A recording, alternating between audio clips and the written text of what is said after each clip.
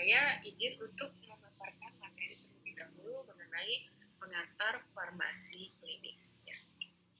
Nah, apa itu farmasi klinis? Ya, mungkin adik-adik berpikir, sekarang semester berapa ya? Semester 3 bener ya? Benar, Bu. Betul, Bu. Udah, sekarang berarti sudah ngambil farmakologi. Apa semester 2 ngambil farmakologinya? Sudah waktu semester 2 ngambil farmakologi dan toksikologi, Bu. Oh ya, oke. Berarti sudah ya belajar mengenai farmakologi. Nah, kenapa farmasi klinis itu ditaruh di bagian depan sebelum farmakoterapi? Karena pada saat nanti kita belajar farmakoterapi ya, perihal bagaimana memilihkan terapi obat untuk pasien dengan penyakit tertentu, itu nanti kita akan menghadapi pasien-pasien mungkin yang kondisinya berbeda. Misalnya kita belajar farmakoterapi hipertensi, kebetulan materi saya juga. Ternyata salah satu pasien Anda itu adalah hipertensi, tapi dia merupakan pasien geriatri. Ya, pasien dengan usia lanjut. Apa sih perbedaan antara pasien dewasa dengan pasien geriatri? Kemudian bagaimana kita melakukan penyesuaian kalau misalnya kita ketemu pasien geriatri? Apakah semua obat hipertensi itu boleh diberikan pada pasien geriatri? Nah, dasar itulah yang akan diberikan pada mata kuliah farmasi klinis. Ya, pada bagian pemantauan terapi obat, nanti kita akan pelajari apa sih perbedaan farmakokinetik dan farmakodinamik pada pasien geriatri misalnya. Ya. Jadi, di sini farmasi klinik itu merupakan suatu aktivitas atau pelayanan apoteker untuk mengembangkan dan mendukung pengobatan yang rasional dan layak. Jadi semua kegiatan pelayanan kefarmasian yang dilakukan oleh farmasis, baik di rumah sakit, apotek, home care, klinik, dan semua pusat pelayanan kesehatan yang berorientasi kepada pasien, itu disebut sebagai farmasi klinis. Jadi farmasi klinis ini bisa dikatakan semua pelayanan yang diberikan oleh farmasis dalam usaha meningkatkan pengobatan yang rasional, yang aman, tepat, dan ekonomis. Jadi bagaimana caranya kita berfokus agar suatu terapi obat itu memberikan dampak yang paling optimal kepada pasien. Memberikan dampak yang paling optimal kepada pasien. Nah, berdasarkan definisi dari American College of Clinical Pharmacists, ya, American College of Clinical Pharmacists, clinical pharmacists work directly with the physician, other health professional, and patient to ensure that the medication prescribed for the patient contribute the best possible health outcomes. Jadi, seorang apoteker yang melakukan pelayanan farmasi klinis itu akan langsung bekerja sama dengan dokter atau profesi kesehatan yang lain. Jadi tidak hanya menutup bahwa kita dalam melakukan farmasi klinik itu bekerja sama dengan dokter. Bisa saja dengan perawat, bisa saja dengan bidan, bisa saja dengan tenaga teknis kefarmasian atau profesi kesehatan lainnya. Ya. Atau bisa juga dengan pasien. Jadi pasien itu bisa diajak bekerja sama untuk meningkatkan outcome dari terapi pasien. Ya. Hal ini dilakukan untuk memastikan bahwa obat-obat yang diresepkan untuk pasien itu akan memberikan pengaruh yang paling bagus ya. Jadi pengaruh yang paling mungkin yang paling bagus ya, pengaruh yang paling optimal lah kata-katanya seperti itu. Untuk luaran kesehatan dari pasien. Ya, itu adalah clinical pharmacist. Clinical pharmacists practice in healthcare setting where they have frequent and regular interaction with physicians and other health professionals, contributing the better coordinated of care. Jadi tempat di mana seorang apoteker yang berpraktek farmasi klinik secara terus-menerus ya, ternyata menunjukkan bahwa ada koordinasi pelayanan yang lebih baik yang memberikan kontribusi terhadap pelayanan kesehatan. Jadi kalau ada apoteker yang melakukan pelayanan farmasi klinik, tempat itu akan memberikan atau misalnya outcome-nya itu dinilai lebih baik. Itu rekomendasi dari ACCP. Ya. Nah, di sini jadi klinis itu tidak hanya merujuk pada rumah sakit saja. Jadi adik-adik kalau misalnya mau praktek farmasi klinik, tidak hanya harus praktek di rumah sakit. Tapi pelayanan apoteker yang berorientasi di pasien, baik itu di rumah sakit, di apotek, pelayanan di rumah, ya, nursing home atau home based care service, klinik, puskesmas, ya nanti puskesmas kan sebagai tempat Anda melakukan praktek pelayanan kefarmasian juga, itu juga bisa disebut sebagai farmasi klinis, ya. Jadi jangan berpikir kalau misalnya pengen sekali melakukan praktek farmasi klinis harus kerja di rumah sakit. Ya, kerja di apotek pun itu bisa melakukan praktek farmasi klinis. Kemudian apa sih sasaran dari farmasi klinis? Nah, farmasi klinis di sini sasarannya adalah mendukung penggunaan obat dan perbekalan kesehatan yang rasional. Jadi bagaimana agar obat itu dapat digunakan secara rasional.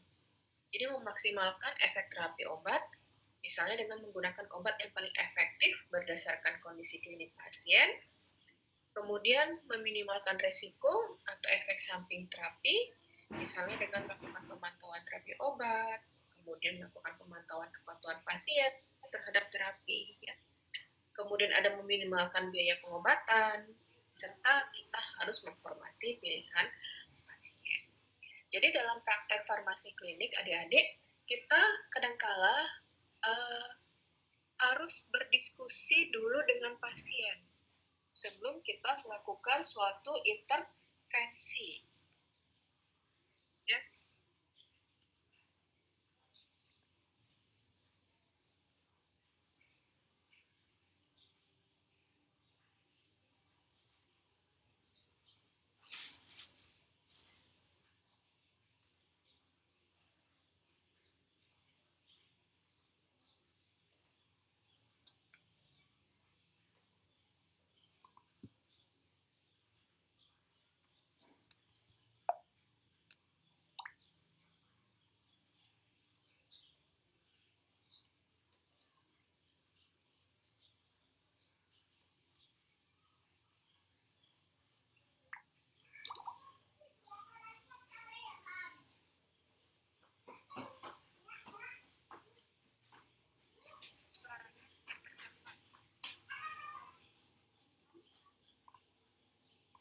Apakah sekarang sudah bisa terdengar?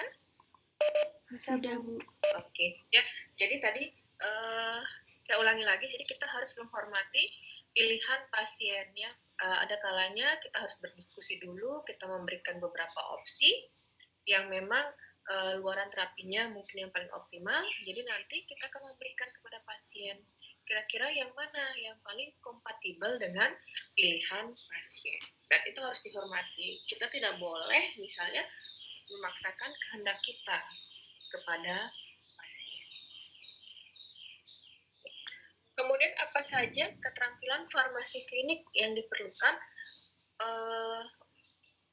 untuk melakukan praktek farmasi klinik ya. Jadi di sini beberapa keterampilan yang dilakukan antara lain adalah mengaplikasikan kemampuan terapeutik, kemudian mengkorelasikan keadaan sakit dengan pemilihan obat, ya.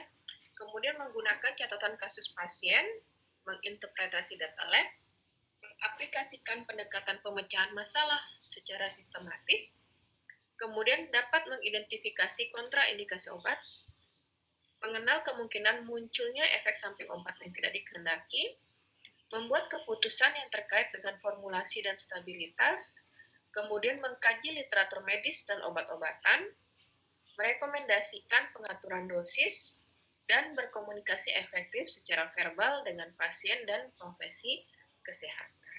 Nah, dari kemampuan-kemampuan ini, beberapa Anda akan dapatkan pada kuliah farmasi klinik, beberapa lain-lain mungkin akan Anda dapatkan pada kuliah farmakoterapi, dan yang lain mungkin ya komunikasi efektif nanti ada kuliahnya sendiri. ya, perihal ilmu komunikasi. Ya. Kemudian ada juga misalnya mata kuliah perihal formulasi dan teknologi, kayak membuat keputusan yang terkait dengan formulasi dan stabilitas, ya seperti itu. Jadi ini adalah ilmu-ilmu yang nanti mungkin akan Anda butuhkan pada saat Anda mau melakukan praktek farmasi klinik.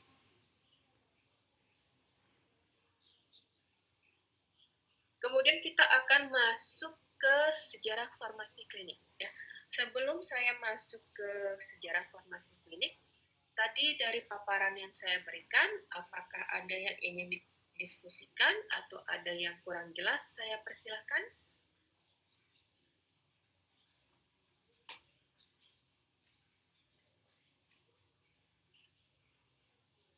Belum ada, Bu. Ini sudah jelas, Bu. Oke. Kalau tidak ada, kita masuk ke sejarah. Nah, sejarah perkembangan farmasi klinik itu melewati beberapa tahapan atau periode, ya. Ada periode atau tahap tradisional, itu sebelum tahun 1960.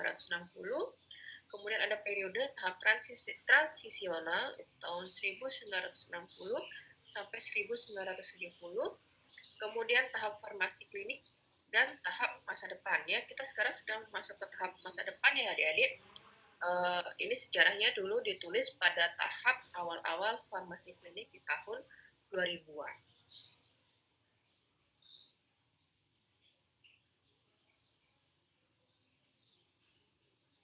Oke.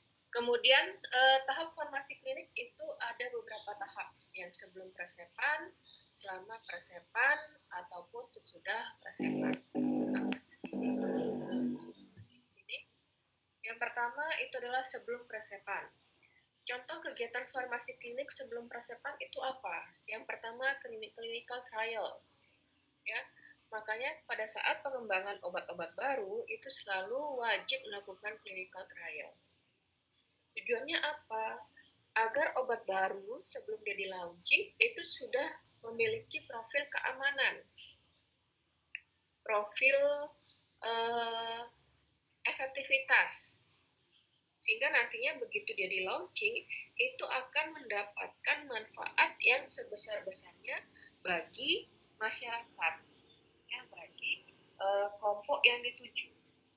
Ya, clinical trial itu paling tidak nanti akan ada profil keamanan dan profil manfaat dari obat, ya, walaupun nantinya profil keamanan dan lain sebagainya itu juga ada studi post marketingnya, ya, untuk melihat apakah ada efek-efek yang tidak diinginkan apabila suatu obat itu digunakan pada populasi yang lebih luas. Kemudian pada tahap formulasi, ya, apa yang bisa dilakukan sebagai seorang farmasi klinik pada tahap formulasi? Ya, kalau misalnya Anda ingin melakukan praktek farmasi klinik tapi lebih suka bekerja di industri, maka yang dapat Anda lakukan misalnya pada saat formulasi, berpikir misalnya, bagaimana sih formulasi agar obat ini mudah digunakan oleh pasien nantinya dan membawa manfaat yang sebesar-besarnya. Misalnya Anda sangat concern terhadap pasien anak. Pasien anak itu sulit untuk minum obat. Alasannya apa? Pahit, misalnya seperti itu. Maka Anda mengembangkan formulasi yang ternyata sesuai dengan apa yang disukai anak-anak. Misalnya antibiotik dengan formulasi sirup rasa coklat. Jadi anak-anak tertarik untuk minum obat. Ya.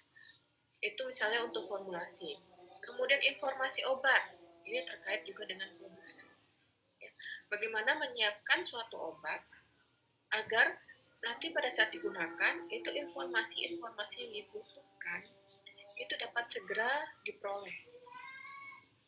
Misalnya melengkapi obat itu dengan brosur, ya, brosur yang lengkap perihal bagaimana penggunaan obat, kontraindikasinya, penyimpanannya, dan lain sebagainya. Kemudian kebijakan terkait obat, misalnya Anda bekerja di rumah sakit, Anda masuk ke dalam yang namanya komite medis, ya. Komite medis itu merupakan orang-orang yang akan membuat kebijakan perihal penggunaan obat di rumah sakit. Anda bekerja dengan komite medis di sana, Anda membuat kebijakan ya bagaimana agar pengelolaan obat di rumah sakit itu ya akan membawa manfaat yang sebesar-besarnya bagi pasien. Misalnya kalau melakukan kebijaksanaan atau memastikan kebijaksanaan bahwa apapun obat yang dibutuhkan oleh pasien harus bisa dilayani oleh apotek misalnya seperti itu. Jadi kalau obat-obat yang memang sifatnya vital, ya, obat-obat yang sifatnya vital dibutuhkan segera, maka ada jalur khusus misalnya dalam tahap kebijakan dalam tahap pengadaan obat.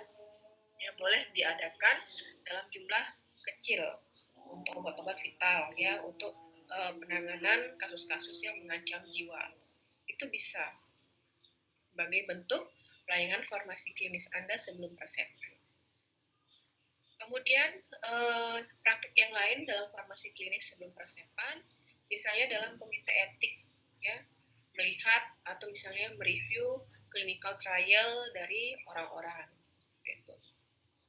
Kemudian penelitian dan monitoring, ya, bagaimana kita memonitoring penelitian kita bahwa itu adalah penelitian yang benar-benar menggunakan metodologi penelitian yang jelas. Kemudian dalam hal dispensasi dan preparasi obat yang sedang diinvestigasi, bagaimana cara agar preparasinya itu obatnya benar-benar aman, ya, sehingga nanti pas dirilis itu akan memberikan efek yang optimal. Itu adalah pelayanan farmasi klinis sebelum resepan.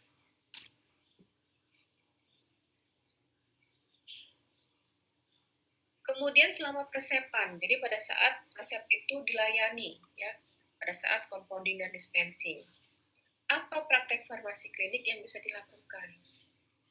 Yang pertama itu adalah pemberian konseling. Jadi konseling itu merupakan suatu bentuk komunikasi dua arah antara apoteker dengan pasien, ya, untuk harapannya adalah untuk meningkatkan pemahaman dari pasien bagaimana menggunakan obat yang diresepkan dengan baik. Sehingga harapannya pasien itu paham kenapa dia harus minum obat dan bagaimana caranya ya dalam mengkonsumsi obat itu agar diperoleh efek yang paling optimal. Kemudian selama peresepan ini adalah kerjanya apoteker kalau di dalam komite medis juga ya mempengaruhi peresepan obat formularium. Jadi bagaimana membuat formularium rumah sakit itu ya dapat mengakomodasi ya dapat melayani semua resep yang ditulis oleh dokter. Bagaimana caranya ya? Misalnya kita meminta masukan dari masing-masing komite medis ya. Dari komite medis yang ada di masing-masing bagian. Misalnya ya, bagian penyakit dalam. Obat-obat yang diresepkan apa saja sih? Bagian anak, obat-obat yang suka diresepkan apa saja sih? Itu nanti kita rangkum.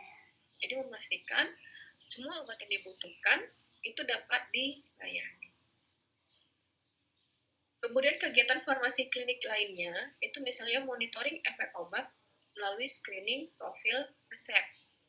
Jadi begitu resep itu datang, jangan langsung dilayani, tapi dilakukan screening terlebih dahulu. Ada yang masih ingat nggak apa saja screening yang dilakukan untuk resep? Sudah ikut mata kuliah farmasetika?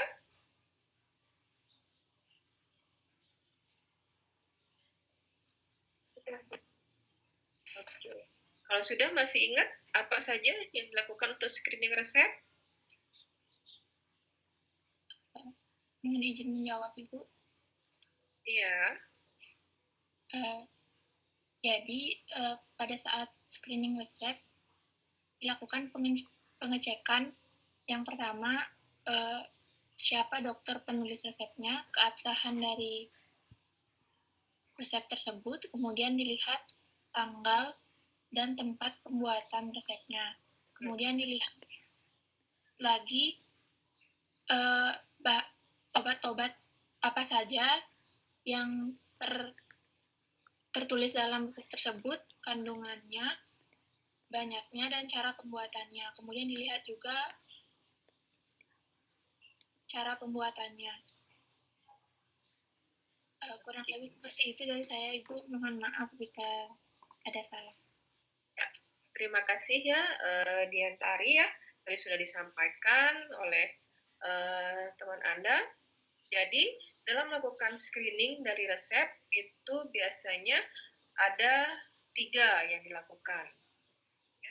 Yang pertama itu adalah screening administratif, tadi ya yang diberikan contoh, misalnya melihat keabsahan dari resep ya, siapa penulisnya, apakah tulisannya sudah jelas ya.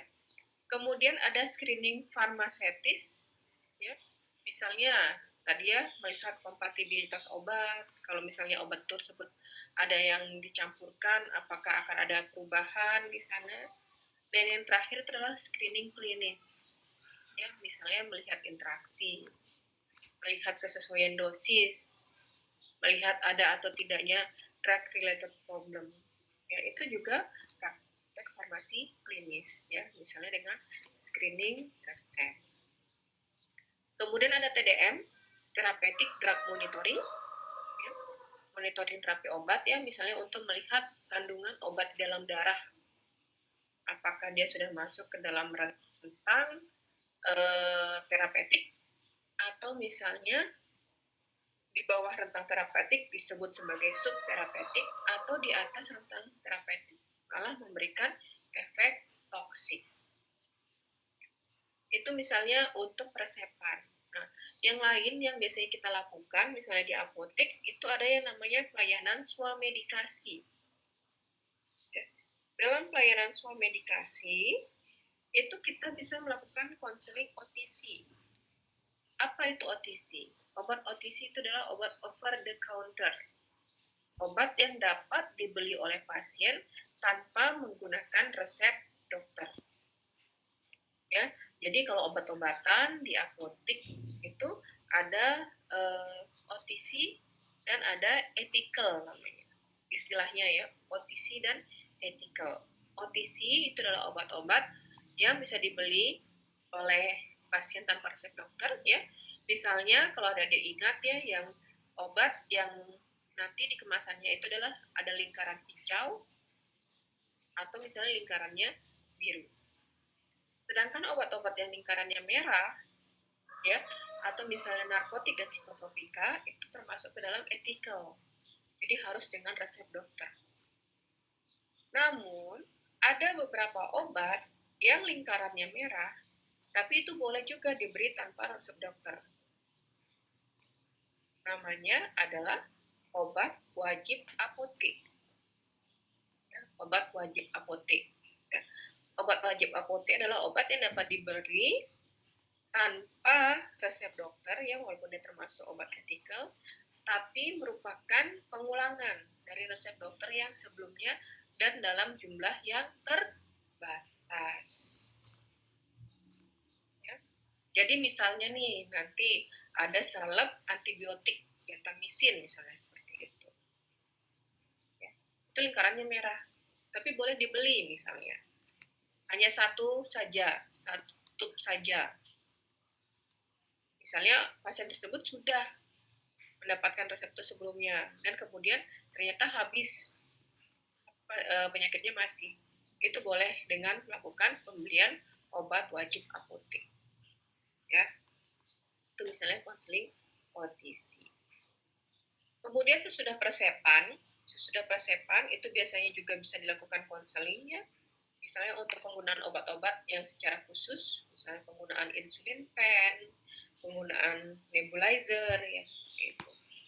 Kemudian penyiapan formulasi kepada pasien ya, misalnya cara penggunaan obatnya khusus, misalnya rekonstitusi sirup kering ya. Jadi adik-adik besok kalau melayani sirup antibiotik yang masih berupa sirup keringnya dalam bentuk serbuk, itu sebelum diberikan kepada pasien harus dicampur dulu oleh kita, bukan pasien yang mencampur sirup kering antibiotik itu di rumah, tapi tugas apoteker.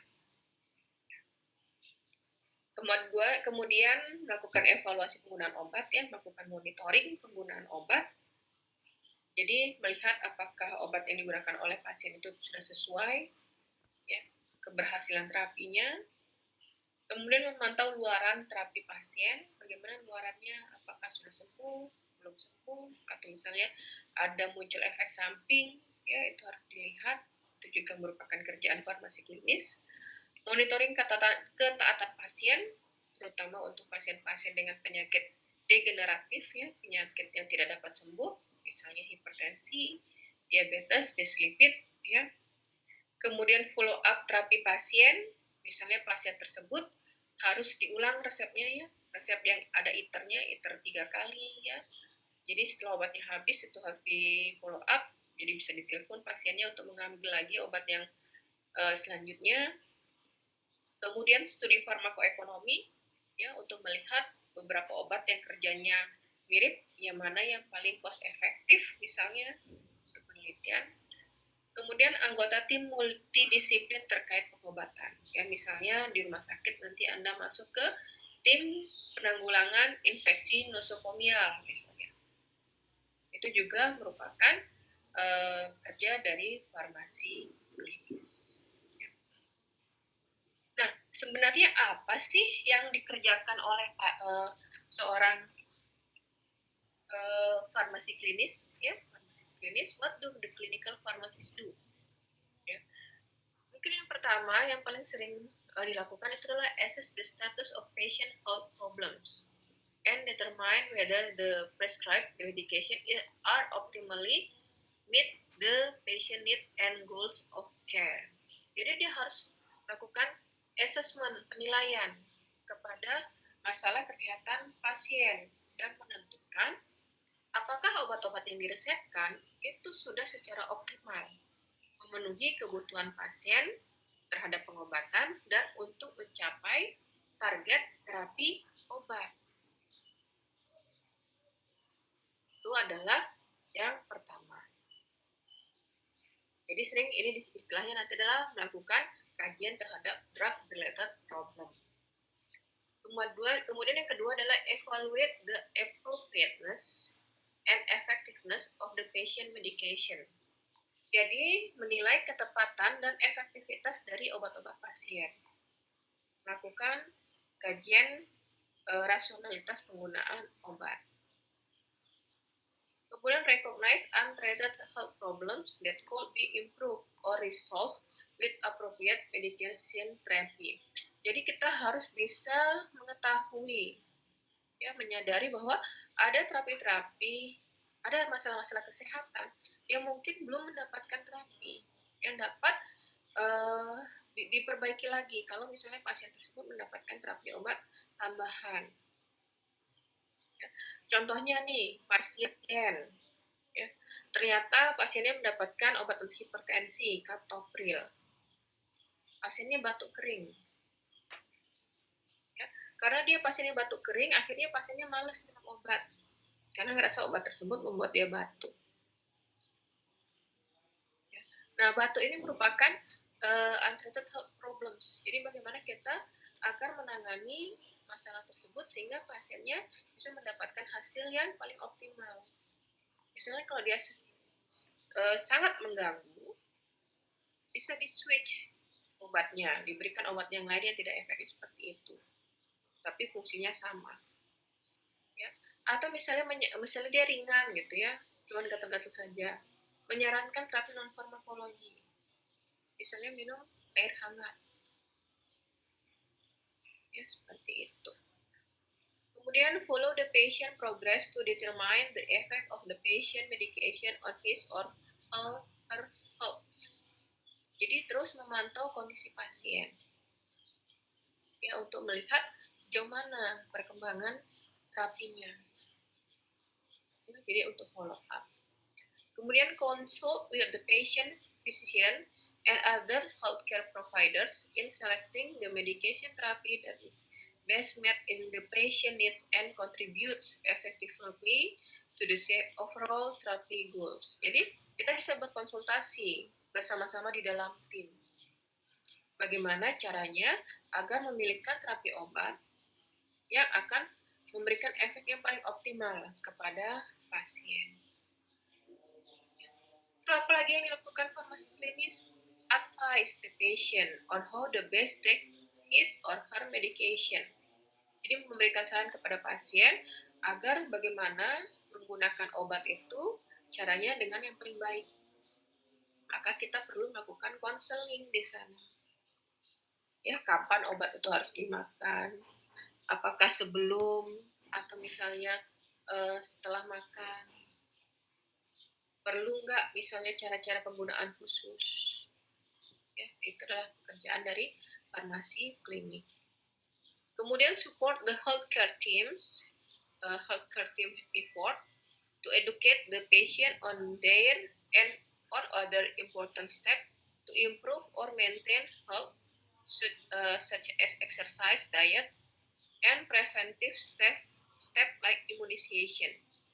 Jadi mendukung ya, tenaga kesehatan lain di dalam tim, misalnya nih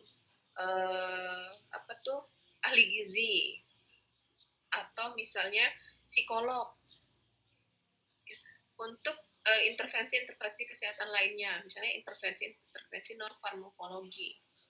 Jadi harus bekerja sama di dalam tim. Misalnya nanti Anda menemukan seorang pasien diabetes, gula darahnya tidak terkontrol karena pola makannya tidak baik, maka Anda bisa merekomendasikan dia untuk bertemu dengan ahli gizi.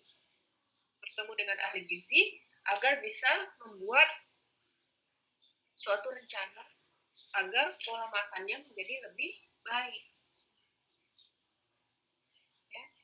Atau misalnya sekarang dengan melakukan penyuluhan untuk melakukan imunisasi. Ya, untuk melakukan penyuluhan mengenai imunisasi. Itu juga tugas dari farmasi klinik. Kemudian refer the patient to his or her physician and other health professional to address specific health, wellness, or social service concern as they arise. Jadi kita kalau misalnya nih ada pasien datang ke apotek mengkonsultasikan suatu penyakit dan Anda tahu bahwa penyakit tersebut tidak dapat dilakukan swamedikasi, Anda bisa merujuk pasien tersebut ke dokter atau tenaga kesehatan lainnya. Ya, jangan ditanggulangi sendiri kalau misalnya bukan merupakan kompetensi Anda. Ya, itu adalah apa yang dilakukan farmasi klinis. Kemudian clinical pharmacy care. Ya. Jadi apa saja sih pelayanan farmasi klinis? Yang pertama adalah provide a consistent process of patient care that ensure the appropriateness, effectiveness, and safety of the patient medication use. Jadi menyediakan ya suatu proses pelayanan pasien yang meyakinkan bahwa pelayanan yang diberikan kepada pasien itu sudah tepat, efektif, dan aman dalam hal penggunaan obat pasien. Kemudian consult with the patient's physician and other healthcare provider to develop and implement a medication plan that can meet the overall goals of patient care established by the healthcare team. Jadi melakukan konsultasi, intinya berdiskusi dengan dokter dan tenaga kesehatan yang lainnya untuk dapat membangun dan menerapkan rencana pengobatan yang paling baik dengan pasien. Jadi farmasi klinis ini bukan merupakan suatu ilmu yang harus dikerjakan sendiri. Ya, bukan merupakan suatu ilmu yang dapat dikerjakan sendiri. Bekerja dalam tim interprofesional care itu jauh hasilnya lebih baik. Kemudian apply specialist knowledge of the scientific and clinical use of medication, include medication action, dosing, adverse effect, and drug interaction, and perform their patient care activities in collaboration with other member of healthcare teams. Ya, jadi kita bisa terus meningkatkan ilmu kita, ya terutama ilmu kliniknya. ya apakah itu cara kerja obat, pendosisan, efek yang tidak diinginkan, atau interaksi obat, ya. Kemudian menerapkannya dalam kajian terapi obat pasien yang bekerja sama dengan tenaga kesehatan yang lain. Kemudian call on their clinical experience to solve problem through the rational use of medication. Ya, kita berdiskusi dengan sejawat kita sendiri itu boleh ya. Misalnya ada health problems yang kita tidak bisa solve sendiri, tidak bisa pecahkan sendiri, ya kita bisa meminta pertimbangan kepada sejawat apoteker yang lain, ya, meminta masukan sehingga bisa dilakukan penggunaan obat yang rasional. Kemudian care yang lain adalah rely on their professional relationship with the patient to tailor their advice to be best meet individual patient need and desire. Jadi mengembangkan suatu hubungan profesional dengan pasien, ya jadi pasien itu kita encourage agar mereka itu bisa mengungkapkan misalnya masalah-masalah yang ada dengan penggunaan obatnya. Misalnya ada pasien yang bekerja selama dari jam 8 sampai jam 5. Ya. Dia malas minum obat, kenapa? Ternyata begitu dia minum obat, dia ngantuk misalnya seperti itu. Akhirnya nggak mau minum obat. Nah ini harus digali. Harus kita bisa mengembangkan hubungan profesional sehingga hal-hal ini bisa dikemukakan oleh pasien dan kita bisa mengatasi hal tersebut. Ya. Kita bisa mengatasi hal tersebut. Jadi nantinya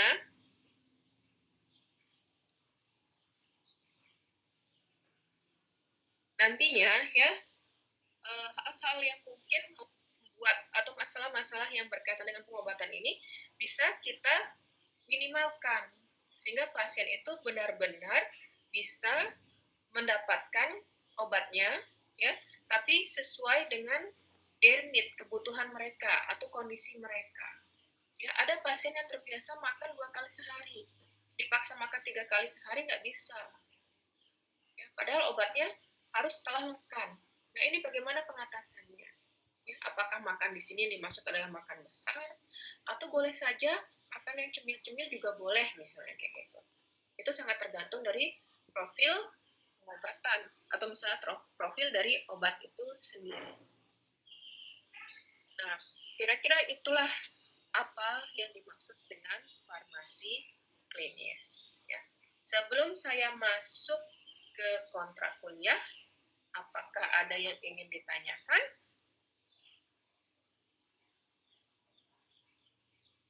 Saya ingin bertanya sedikit, Bu. Iya. Baik, jadi mungkin ini sedikit Ini kompleks. siapa ya, Bu? Oh ya, Ari ya? Ya, mohon maaf sebelumnya, perkenalkan saya Ari Kusuma dari Unit 13 ini. Jadi, saya ingin bertanya, jika saat terjadi di lapangan, kita sudah berdiskusi, sebelumnya saya ingin mengajukan beberapa pertanyaan. Yang pertama, bagaimana posisi atau siapa yang lebih berhak menentukan terjadinya atau jalannya terapi. Sebelumnya kan Ibu sudah menjelaskan bagaimana kita sebagai farmasi dan juga harus berkoordinasi dengan rekan sejawat, baik itu dokter maupun tenaga medis lainnya. Siapa yang lebih berhak untuk memutuskan suatu terapi? Itu yang pertama. Yang kedua, jika ada suatu kondisi di mana pasien, di mana seperti Ibu menjelaskan, kita harus dapat menentukan kebutuhan perawatan yang maksimal kepada pasien, namun kita sudah menemukan suatu perawatan yang maksimal kepada pasien, namun terhalang oleh dana. Katakanlah ada suatu kasus di mana suatu pasien memiliki sebuah tumor yang dimana harus melakukan operasi. Katakanlah biaya tinggi, namun pasien tersebut tidak mampu untuk membiayai seperti itu. Jadi apakah kita memang harus menyesuaikan dengan kemampuan pasien yang jika memang tidak mampu untuk melakukan operasi, mungkin hanya memberikan pengobatan namun tidak mampu untuk membunuh tumor. Mungkin itu salah satu kejadiannya begitu. Sekian dari saya. Terima kasih.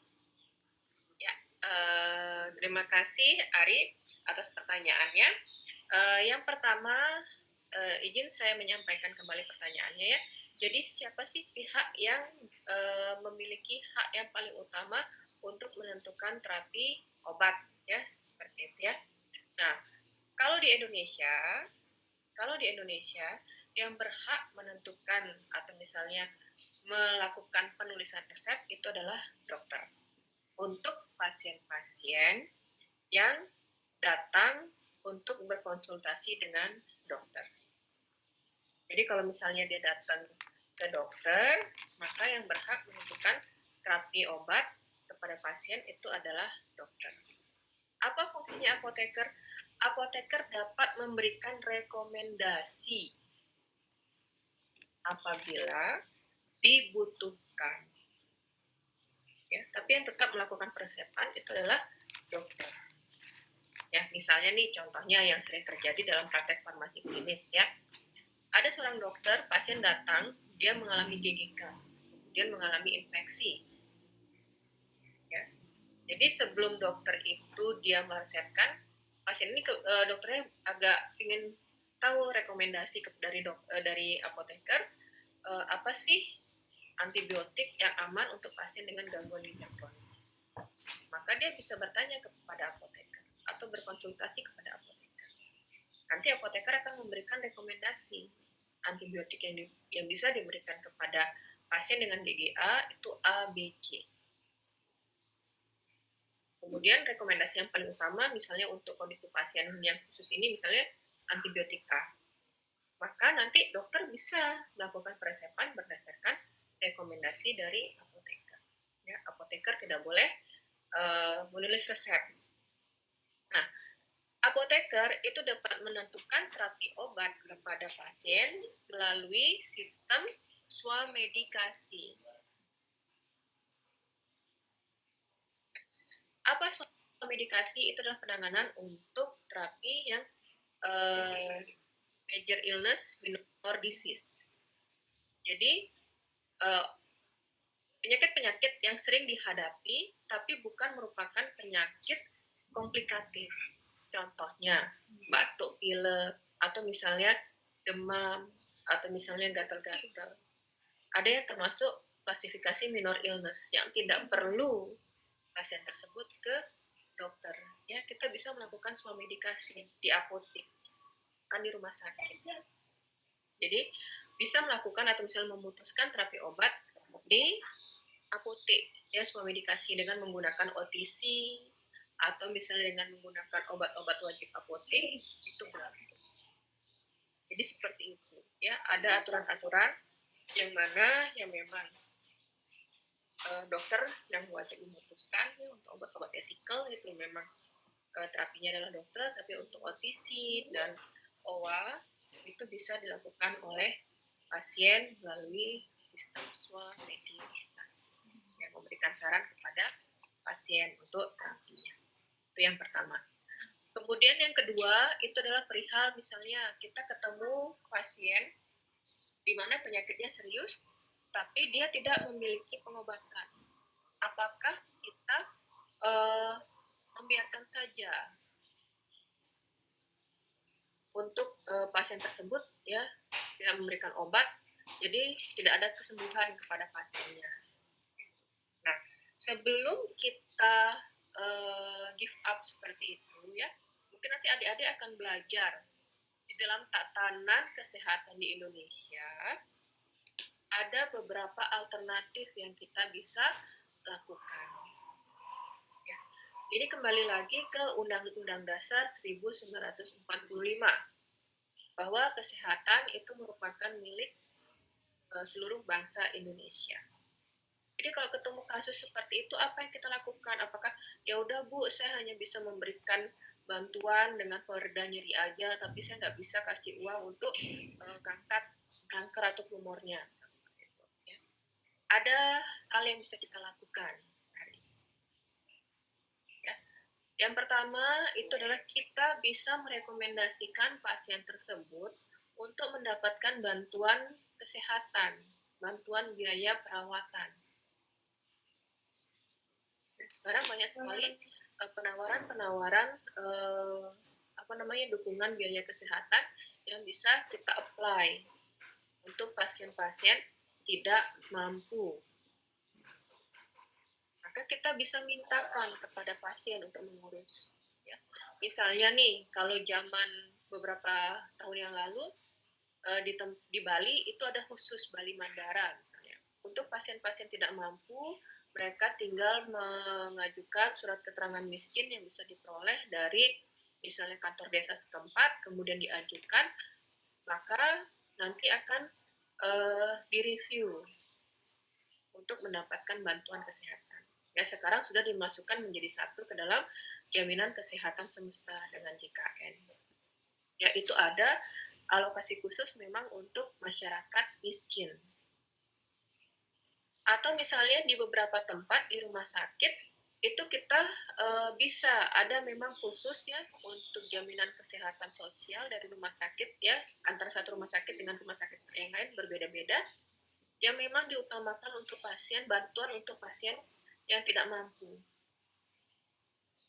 Jadi jangan sama sekali kita kalau ketemu sama pasien itu give up. Kita harus mengupayakan. Kalau misalnya dia memang benar-benar tidak mampu ya, misalnya kita lihat di rumahnya ya memang seperti itu, maka kita bisa bantu. Kita carikan jalan. Kita carikan jalan. Atau misalnya dia ditolak oleh BPJS atau misalnya ditolak oleh rumah sakit, apa yang kita bisa lakukan? Maka kita galang bantuan dari masyarakat secara umum. Ya, banyak sekali. Ya, mungkin adik-adik mengenal yang namanya Kita Bisa, ya. Ada suatu platform di Indonesia yang memang banyak sekali digunakan oleh pasien-pasien yang tidak mampu untuk menggalang bantuan dana sosial dari masyarakat. Ya, kalau kita memang niatnya untuk membantu pasien, banyak cara yang kita bisa lakukan. Jadi jangan sampai nanti kalau misalnya benar-benar ketemu ya, siapa tahu suatu saat benar-benar ketemu hal seperti itu, kita carikan jalan keluar bersama. Ya, tadi misalnya ajukan dia untuk bantuan sosial masyarakat miskin misalnya kayak gitu, atau misalnya bertanya di lingkungan rumah sakit tempat Anda bekerja misalnya, kalau tumor kan memang pasti sudah ke rumah sakit, nggak mungkin ke apotek ya, apakah ada jaminan kesehatan untuk masyarakat miskin, atau misalnya kita bantu mereka dan keluarga tidak mampu ya, kita bantu misalnya membuatkan akun untuk jaminan bantuan sosial dari masyarakat. Ya, banyak sekali yang kita bisa lakukan asal kita mau mencari, kira-kira seperti itu. Mungkin itu ya klausul pertanyaannya, apakah sudah terjawab? Kalau misalnya belum, silakan nanti diinformasikan bagian mana yang mungkin kurang tepat atau misalnya jawaban saya agak melenceng, misalnya seperti itu. Silakan Ari. Baik, terima kasih. Sudah jelas dan bagaimana sebenarnya dalam kita atau bagaimana tindakan yang lebih baik ya. Baik, sekian dari saya. Terima kasih. Mungkin yang lain silakan sebelum saya masuk ke kontraku ya.